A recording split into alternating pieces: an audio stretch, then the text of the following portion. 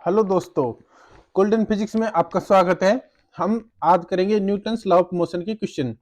तो Newton law of motion है जो बहुत इंपॉर्टेंट टॉपिक है। इसको हम दो पार्टों में लेके आए हैं आपके लिए। तो चलिए शुरू करते हैं। क्वेश्चन फर्स्ट है कि 1 किलोग्राम द्रव्यमान के एक पिंड का वेग 2 सेकंड में 20 मीटर से 30 मीटर बदलने के लिए कितने बल की आवश्यकता होगी। तो देखिए, न्यूटन के सेकंड नियम से हम क्या कह सकते हैं कि F बराबर क्या होता है ma, और इसे हम लिख सकते हैं m। त्वरण क्या होता है, वेग में परिवर्तन, यानी v2 माइनस v1 बटा t2 माइनस t1। तो m क्या है 1 गुणा, और v2 माइनस v1 क्या है, देखियो v2 है 30, v2 है 30 और v1 है 20, और टाइम t2 माइनस t1 कितने सेकंड में, 2 सेकंड में। तो ये क्या आ जाएगा 10/2 इक्वल टू 5 न्यूटन। तो इसका सही आंसर होगा बी। सही आंसर है बी। नेक्स्ट देखिए, एक आदमी 100 मीटर के सीधे ट्रैक पर दौड़ रहा है। एक आदमी की गति के साथ कितनी स्वतंत्रता की कोटि साझेदार है। देखिए, किसी भी कण की स्वतंत्रता की कोटि होती है, वो उसको ये दर्शाती है कि वो कितने दिशाओं में स्वतंत्र रूप से गति कर सकता है। तो कोई भी कण होता है वो 3 दिशाओं में स्वतंत्र रूप से गति कर सकता है, तो उसकी डिग्री ऑफ फ्रीडम होती है 3। लेकिन इसमें देखिए, जब आदमी सिर्फ एक ही दिशा में गति कर सकता है, इसे इस साइड और इस साइड जाने की अनुमति नहीं है, तो सिर्फ एक दिशा में गति कर सकता है, इसलिए इसकी स्वतंत्रता कोटि 3 नहीं होगी, 1 होगी। इसकी स्वतंत्रता कोटि कितनी होगी, 1। नेक्स्ट देखिए, क्लासिकल यांत्रिक का मौलिक नियम है। तो जो न्यूटन का फर्स्ट लॉ ऑफ मोशन है, ये क्लासिकल यांत्रिक का मौलिक नियम कहलाता है। बाकी क्लासिकल के नियम में ये है न्यूटन फर्स्ट लॉ कि कोई वस्तु स्थिर है तो स्थिर रहेगी, तथा कोई वस्तु गतिशील है तो वह गतिशील रहेगी जब तक उस पर कोई एक्सटर्नल फोर्स नहीं लगता। ये DSSB PGT में आया हुआ क्वेश्चन है, और यूपीपीएससी पॉलिटिकल लेक्चर में क्वेश्चन आया हुआ है। तो नेक्स्ट देखिए, न्यूक्लियर फोर्स है, नाभिकीय बल होते हैं। तो जो न्यूटन लॉ ऑफ मोशन है वो फोर्स के बारे में बताते हैं, इसलिए सारे फोर्स के क्वेश्चन इसी में डाल के हैं। तो नाभिकीय बल क्या होते हैं, शॉर्ट रेंज फोर्स होते हैं, लघु परासी बल होते हैं। तो ए सही है। बी देखिए, लॉन्ग रेंज फोर्स, तो ये लॉन्ग रेंज फोर्स नहीं होते, ये 10 की घात माइनस 15 मीटर की कोटि के अंदर लगते हैं। तो वैद्युत चुंबकीय बल है, मैग्नेटिक फोर्स, इलेक्ट्रोमैग्नेटिक फोर्स नहीं है। न्यूक्लियर फोर्स एक अलग फोर्स है, और मैग्नेटिक फोर्स एक अलग फोर्स है, और नन ऑफ द उपरोक्त में इसको नहीं, तो इसका सही आंसर होगा ए। नेक्स्ट देखिए, एल लंबाई तथा प्रति एकांक लंबाई द्रव्यमान म्यू के तार के द्वारा द्रव्यमान एम के पिंड को ऊर्ध्वाधर दिशा में ऊपर की ओर त्वरण अल्फा से खींचा जा रहा है, तो तार के मध्य बिंदु पर तनाव क्या होगा। तो देखिए किस प्रकार है ये कोई समतल है, इस पे ये कोई तार है, इस पे ये कोई पिंड लटका हुआ है जिसका द्रव्यमान एम है, इसका द्रव्यमान एम है। तो हमें ये कहा है कि जो उसका मिड पॉइंट है ये वाला, इस मिड पॉइंट पर तनाव बल पूछा है। तो देखिए, इस पूरे की लंबाई है एल, और प्रत्येकांक द्रव्यमान है म्यू। प्रत्येकांक द्रव्यमान क्या है, म्यू। तो हम लिख सकते हैं कि म्यू बराबर क्या होगा, एम बाई एल। ये एम है पिंड का द्रव्यमान, इसे हम मान लेते हैं एम डैश, यानी ये है तार का द्रव्यमान। तो एम डैश क्या होगा, एम डैश होगा म्यू एल। हमें आधे तार का द्रव्यमान चाहिए, क्योंकि हमें इस बिंदु पर तनाव बल निकालना है। तो इसलिए इस बिंदु के नीचे के द्रव्यमान पे जी फोर्स, जी त्वरण से नीचे खींचेगा, तो इस बिंदु तक जो ये दूरी होगी वो होगी L/2, क्योंकि मध्य बिंदु है, ये मध्य बिंदु पे पूछा है। तो L/2 का जो द्रव्यमान होगा वो होगा m डैश 1 मान लेते हैं, m डैश 1। तो ये होगा म्यू, तो एकांक लंबाई का है और कितनी लंबाई का चाहिए, L/2। तो एक द्रव्यमान तो ये, और एक द्रव्यमान ये द्रव्यमान नीचे की तरफ लग रहे हैं, तो जो बल होगा वो होगा एम ए। तो देखिए एम तो क्या है, एक तो ये है पिंड वाला द्रव्यमान, और दूसरा क्या है, रस्सी का द्रव्यमान म्यू L/2। देखिए इसमें रस्सी का द्रव्यमान दिया है, इसलिए हम इस रस्सी के द्रव्यमान को नेगलेक्ट नहीं मानेंगे। अब देखिए बारी आती है त्वरण की। इस पे त्वरण किस साइड लग रहा है, नीचे की तरफ जी, और जो अल्फा त्वरण है, जो अल्फा त्वरण है, ये क्या कह रहा है कि ये त्वरण ऊपर की तरफ लग रहा है, तो इसके विपरीत एक आभासी त्वरण लगेगा नीचे की तरफ, वो भी अल्फा। नीचे की तरफ क्या लगेगा? अल्फा। तो ये अल्फा और ये नीचे जो जी लग रहा है, ये दोनों अल्फा और जी दोनों आपस में जुड़ जाएंगे, तो ये हो जाएगा जी प्लस अल्फा। तो ये मान किस में है? Mu mu m mu l by two g plus l. Option C, option C में आंसर है, ये बिल्कुल सही है। नेक्स्ट देखिए, दी गई आकृति में पिंड बी पर घर्षण बल है। तो देखिए, जब पिंड ए पर फोर्स लग रहा है आगे की तरफ, फोर्स ए आगे की तरफ लग रहा है, तो इस पे घर्षण बल पीछे की तरफ लगेगा। घर्षण बल क्या करते हैं? गति का विरोध करते हैं। तो ये गति आगे करना चाहता है, तो ये बल पीछे की तरफ लगेगा। जब ये पीछे की तरफ लगेगा और ये स्लाइड आगे, तो ये बल पीछे की तरफ लग रहा है, वो भी इस कॉन्टैक्ट सरफेस पे। तो इस बल के विपरीत विपरीत इस पे आगे की तरफ फोर्स लगेगा, यानी ये इसे गति प्रदान करने में सहायक करेगा। ये गति आगे की तरफ किसके कारण करेगा? इसके घर्षण बल के कारण ये गति आगे की तरफ करता है। तो बी पर घर्षण बल आगे की तरफ लगता है और ए पे घर्षण बल पीछे की तरफ लगता है। तो अब देखिए, हमें पूछा है बी पर घर्षण बल, तो क्या होगा? आगे की तरफ, यानी राइट। तो ऑप्शन बी टुवर्ड्स राइट, तो बी सही है। नेक्स्ट देखिए, किसी भी कण की रैखिक गति के लिए कार्य ऊर्जा प्रमेय किस पर आधारित है? तो जो कार्य ऊर्जा प्रमेय है, वो न्यूटन के गति का पहला नियम, न्यूटन गति का दूसरा नियम, न्यूटन गति का तीसरा नियम। तो ये है न्यूटन के गति के प्रथम नियम के अनुसार, सॉरी, न्यूटन गति के जो कि न्यूटन के दूसरे नियम पर आधारित है। इसे हम प्रूफ भी कर सकते हैं। देखिए, एक मिनट रुक जाइए।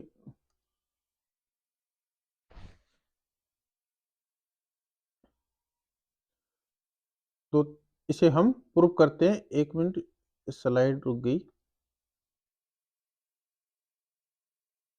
तो देखिए, जो गति की समीकरण है कि वी स्क्वायर बराबर यू स्क्वायर प्लस 2as, तो इसे हम लिख सकते हैं कि v square minus u square, और जो ये है इसे हम इस साइड ले आते थे, 1/2 v square minus u square equal to as।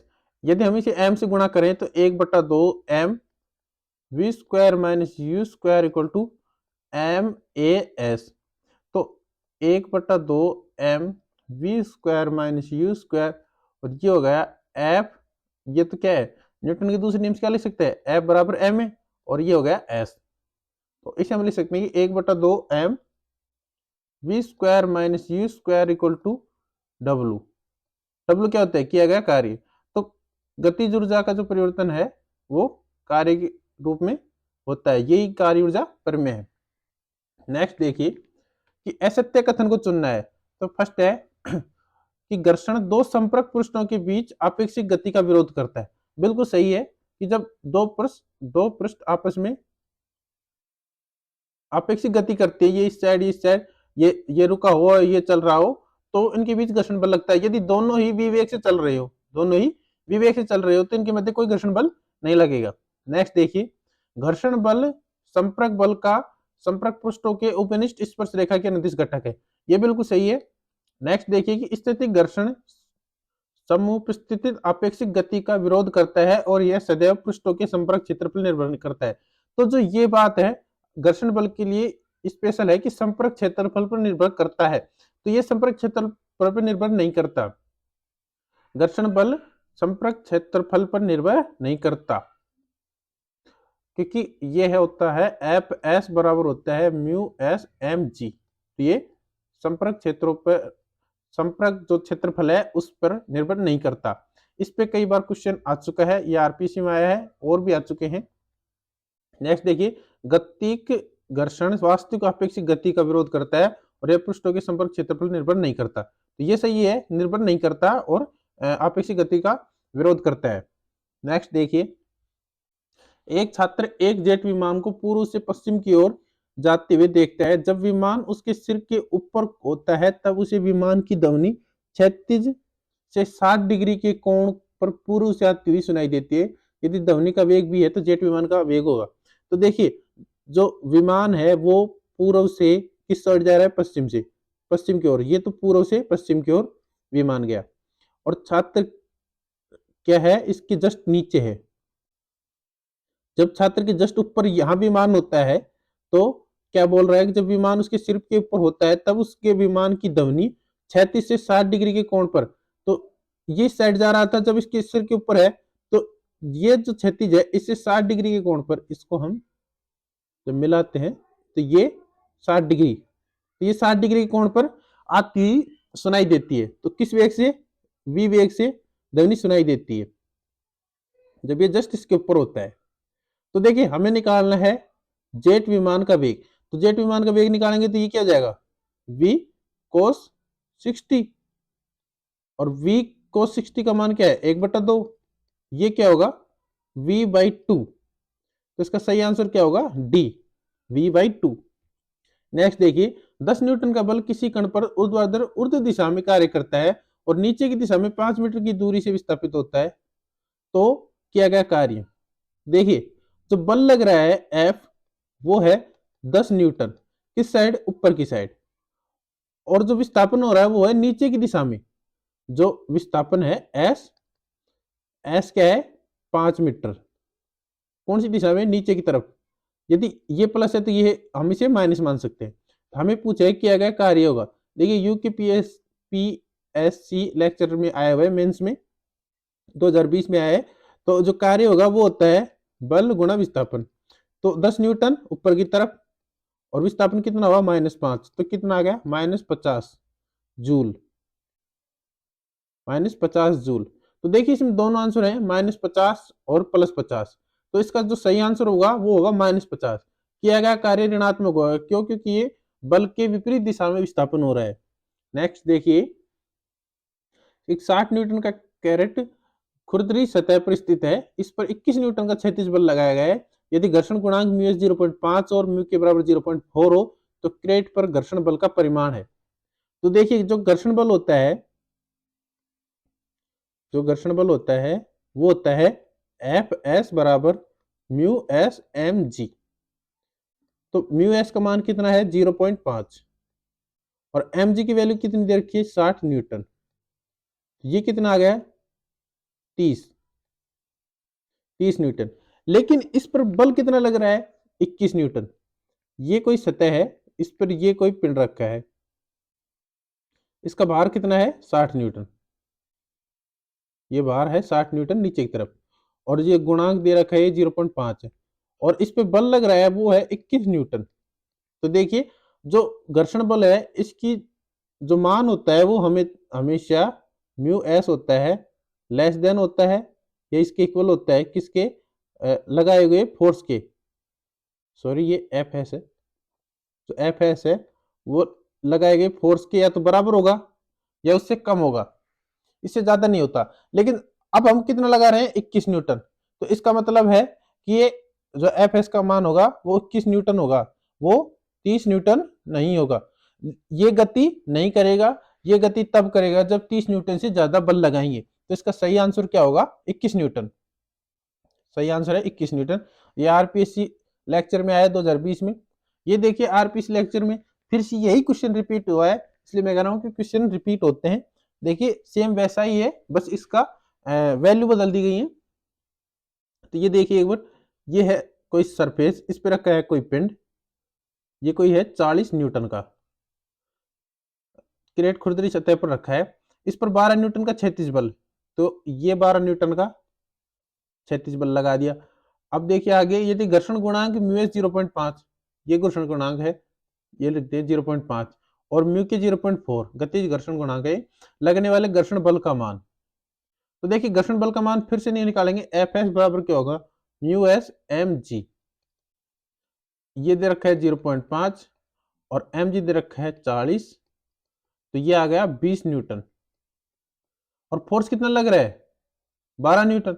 यदि अब इस पे 21 न्यूटन, जिस इस क्वेश्चन में दिया है ना 21 न्यूटन, यदि इस पे 21 न्यूटन होता तो इसका घर्षण बल 20 न्यूटन ही होता, लेकिन इस पर फोर्स लग रहा है सिर्फ 12 न्यूटन, तो इसका जो घर्षण बल का मान होगा, जो घर्षण बल का मान होगा वो होगा 12 न्यूटन। तो इसका सही आंसर होगा बी। देखिए ये क्वेश्चन रिपीट हुआ है। नेक्स्ट देखिए, एक 2.5 kg 2.5 kg लोहे की गेंद का व्यास 1.25 kg एल्यूमिनियम की गेंद के जितना ही है। दोनों का व्यास समान है, लेकिन द्रव्यमान दोनों के अलग अलग है। 1 मिनट, द्रव्यमान दोनों के अलग अलग हैं। तो इन गेंदों को चट्टान से गिराया जाता है, तो उनके जमीन पर ठीक पहले उनका समान होता है। क्या समान होता है? त्वरण, संवेग, गतिज ऊर्जा, स्थितिज ऊर्जा। तो देखिए, जब ये मुक्त रूप से गिर रहे हैं तो इन पे त्वरण लगेगा जी, और जो त्वरण जी होता है ये द्रव्यमान पर निर्भर नहीं करता, आकृति पे निर्भर नहीं करता, ये सब पे समान लगता है। तो पहली बात तो यही सही है कि त्वरण जी समान होता है। दूसरा है संवेग। तो देखिए संवेग बदल जाएगा क्योंकि दोनों की द्रव्यमान अलग है। गतिज ऊर्जा भी बदलेगी क्योंकि इनके द्रव्यमान अलग हैं। और जो स्थितिज ऊर्जा वो भी mgh होती है। इसमें h तो समान है, g भी समान है, लेकिन m दोनों के अलग अलग है, इसलिए गतिज ऊर्जा नहीं, गतिज स्थितिज ऊर्जा नहीं, संवेग भी नहीं। सही आंसर क्या होगा? एक्सीलरेशन, त्वरण। नेक्स्ट देखिए, एक समान शक्ति प्रदान करती एक मशीन द्वारा एक पिंड को एक सरल रेखा पर चलाया जाता है। t समय में इस पिंड द्वारा चली गई दूरी किसके समानुपाती होगी? तो जो शक्ति होती है वो होती है P बराबर F इंटू वी। और F क्या होता है? F होता है M में, V क्या होता है? V होता है U प्लस 80। चला रहे हैं तो शुरू से चला रहे हैं तो U 0, तो V बराबर 80। तो P क्या हो गया? देखिए यहां से P हो गया, यहां से MA का मान रखेंगे, सॉरी F का मान रखेंगे MA और V का मान रखेंगे 80। तो ये यहां से आ गया MA²T। तो A²T की जो वैल्यू है, A²T की वैल्यू वो क्या हो गई? P/m। ये देखिए समीकरण नंबर 1। हम जानते हैं कि गति के समीकरण से S बराबर ut प्लस हाफ AT², ये होता है। हमें क्या निकालने चली गई? दूरी, यानी S। तो देखिए u तो 0 है, तो इसका मतलब ये 0 हो जाएगा। S बराबर क्या हो जाएगा? Half AT²। हमें पता है वैल्यू A²T की, तो A तो पता है, A² करना है, तो S² बराबर क्या होगा? 1/4 A²T की घात कितनी हो जाएगी? 4। तो यहां से हम लिख सकते हैं कि जो S² होगा वो होगा 1/4 A²T और T की क्यूब, क्योंकि हमें A²T की वैल्यू पता है। 1/4 A²T की वैल्यू क्या है? P/m, समीकरण नंबर 1 से। तो ये हो जाएगी P/m, ये हो जाएगा T क्यूब। देखिए एक समान शक्ति प्रदान की है, इसलिए P कांस्टेंट, M भी कांस्टेंट, 1/4 भी कांस्टेंट, ये सारी टर्म कांस्टेंट है, ये टर्म कांस्टेंट है। तो S² किसके समानुपाती होगा? T क्यूब के। तो S किसके समानुपाती होगा? T की घात 3/2 के। तो चली गई दूरी टाइम के 3/2 घात के बराबर होगा। तो ऑप्शन सी सही है। ये TGT 2004 का क्वेश्चन है। नेक्स्ट देखिए कि एक घर्षण रहित मेज पर एक वस्तु जिसका द्रव्यमान 2 किलोग्राम है 4 मीटर पर सेकंड के नियत वेग से चल रही है, तो वस्तु को इसी वेग से चलते रहने के लिए बल की आवश्यकता होगी। तो देखिए न्यूटन का जो फर्स्ट नियम है वो कहता है कि जब कोई वस्तु चल रही है, तो वो चलती रहेगी, और जब कोई वस्तु स्थिर है तो वो स्थिर ही रहेगी जब तक उस पर कोई एक्सटर्नल फोर्स नहीं लगे। तो हमें क्या करना है? इसे नियत वेग से चल रही है, तो इसे चलते रहने के लिए कोई बल की आवश्यकता नहीं है, क्योंकि वो नियत वेग से चलेगी। हमें ऐसा कुछ नहीं दे रखा कि इस पर कोई एक्सटर्नल फोर्स है, उसके विपरीत कोई फोर्स लगे। तो आप ऐसे बोल सकते हैं कि हमारी गाड़ी 4 मीटर पर सेकंड चल रही है, तो उसे किस बल की आवश्यकता होगी? या उसमें हमें बल की आवश्यकता होती है क्योंकि हमें उसमें गुरुत्वीय त्वरण और जो हवा का जो घर्षण बल है उसको फेस करना पड़ता है, इसलिए वहां पे बल की आवश्यकता होती है। लेकिन जब उस पर कोई बाह्य बल नहीं लग रहा, तो किस प्रकार का बाह्य बल नहीं लग रहा, तो उस पर बल की आवश्यकता नहीं होती। इसका सही आंसर न्यूटन के फर्स्ट नियम से 0 आएगा। नेक्स्ट देखिए, एक लटकते कालीन को डंडे से पीटने पर उसमें धूल के कणों का बाहर निकलना, यह प्रक्रिया उपयुक्त उदाहरण है। तो देखिए जब कोई वस्तु है, ये कोई कालीन है मान लिया, इसमें ये धूल के कण है, इसमें ये धूल के कण है, तो जब हम इसको इस साइड ले जाते हैं तो धूल के कण यहीं रह जाते हैं। क्यों? क्योंकि ये जड़त्व के नियम का पालन करते हैं, गति के जड़त्व का नियम, जिस कारण ये आगे हो जाता है और धूल के कण नीचे गिर जाते हैं। ये पीछे आता है तो ये कण आगे की तरफ गति करते हैं, इसलिए ये आगे की तरफ गिर जाते हैं। तो ये न्यूटन की गति का प्रथम नियम का उदाहरण है। नेक्स्ट देखिए, 1 किलो भार बराबर होता है। देखिए क्वेश्चन बहुत सरल है, लेकिन देखिए टीजीटी 2013 में आया हुआ क्वेश्चन है, मैं ऐसी क्वेश्चन नहीं लेके आया कि आप सोचो सरल सरल करा रहे हैं। तो F बराबर क्या होता है, एम ए, एम का मान है 1 और भार पूछा है तो एम जी हो जाएगा, तो जी का मान है 9.8, तो ये हो जाएगा 9.8 न्यूटन। तो इसका सही आंसर 9.8 न्यूटन। नेक्स्ट देखिए, एक कण चलती कार के पहिए की परिधि परिस्थित है तो कण का पथ होगा। तो देखिए ये यूपीपीसीएस प्री 2006 का क्वेश्चन है। ये कोई गोल पहिया है और ये कोई कण है।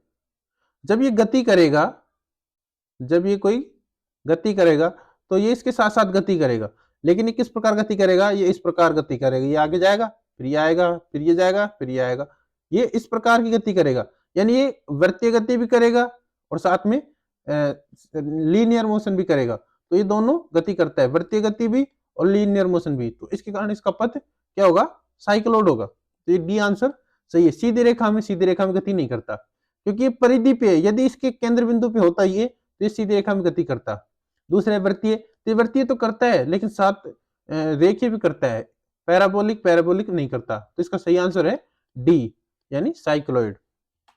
नेक्स्ट देखिए, एक प्रक्षेपित पिंड का पथ का समीकरण है y बराबर x माइनस 1/2 x स्क्वायर द्वारा वर्णित है, तो इसकी उड़ान का समय होगा। तो देखिए इसकी उड़ान का समय हमें पूछा है टाइम ऑफ फ्लाइट। तो टाइम ऑफ फ्लाइट होता है t बराबर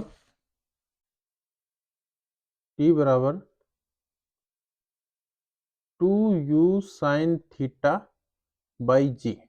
तो हमें t निकालने के लिए क्या चाहिए, एक तो u चाहिए और एक चाहिए थीटा। हमें दे रखा है प्रक्षेपित पिंड का समीकरण। तो आप देखेंगे जो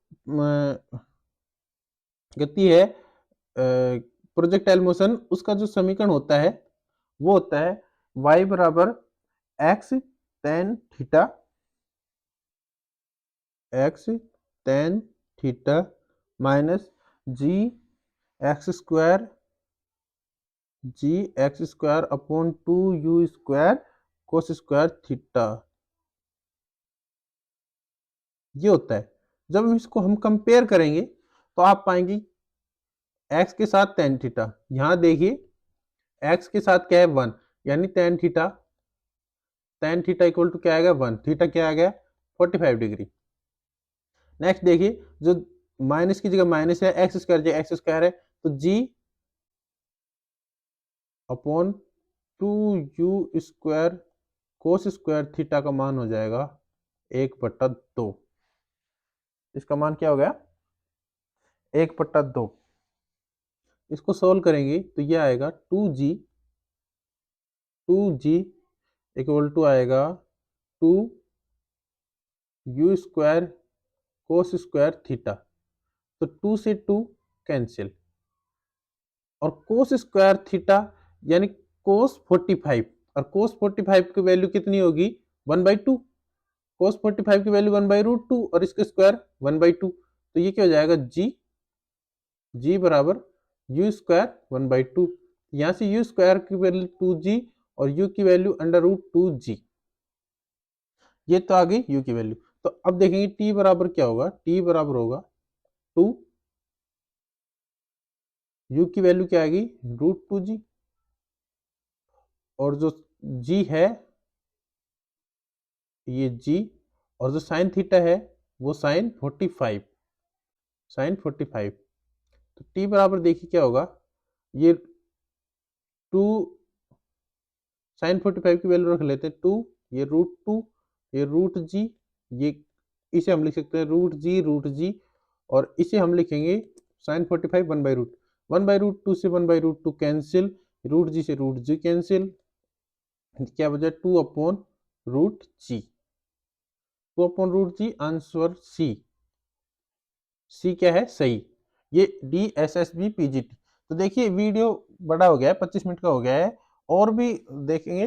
तो जो नेक्स्ट है इसका अगला पार्ट लेके आएंगे, वो कल अपलोड कर देंगे आपको। इसके बाद आप जल्द जल्द ज्वाइन कर लीजिए। इसके बाद हम डेली आपको 2-2 या 3-3 क्लासेस डालेंगे, जिससे कि अभी फरवरी मार्च का बता रहे हैं, तो फरवरी लास्ट मार्च फर्स्ट में एग्जाम होंगे, तो उससे पहले पहले आपके लगभग लगभग सारे टॉपिक करवा दिए जाएंगे।